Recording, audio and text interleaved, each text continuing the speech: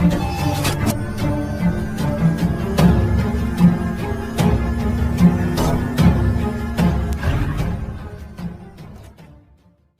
am a member of the minority Hindu community from Kashmir, victim of the worst ethnic cleansing witnessed in independent India.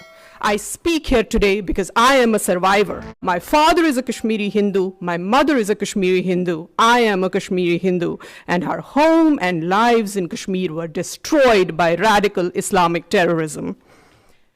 As I begin to speak, I am choked. As I begin to speak, I'm choked by the thoughts of those voices I represent here because their voices were extinguished in the most brutal fashion. I'm glad these hearings are happening today because when my family and I lost our homes, our livelihood, and our way of life, the world remained silent. Where were the advocates of human rights when my rights were taken away? Where were they on the night of 19th January 1990 when there were voices blaring from all mosques in Kashmir that they wanted Kashmir with Hindu women but without Hindu men? Where were the saviors of humanity when my feeble old grandfather stood with 2 kitchen knives and an old rusted axe ready to kill my mother and I in order to save us from the much worse fate that awaited us if we landed in the hands of terrorists on the same fateful night? An innocent young woman, a lab assistant in a school, wasn't as lucky as I was. She was abducted, blindfolded, gang raped, and cut into 2 halves on a mechanical saw while still alive. Her name was Girija Tikku. Her only crime? Her faith. I am her voice today.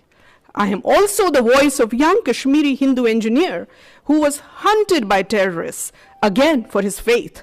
When terrorists came to kill him, he hid inside a rice container in his attic, and he would have been alive today had his location not been disclosed to the terrorists by his own neighbors. His neighbors he trusted, neighbors that we trusted. The terrorists shot him through the container and forced his wife to eat the blood-soaked rice. His name was B.K. Ganju. His crime, his faith. If this house is going to allow separatist slogans here, I think I'll have to walk out because I cannot allow that. We have seen ISIS level of horror and brutality in Kashmir 30 years before the West was even introduced to the brutalities of radical Islamic terror. There is no Kashmir without India. There is no India without Kashmir. It's both ways. And I will say this at the top of my voice because this is so important to me.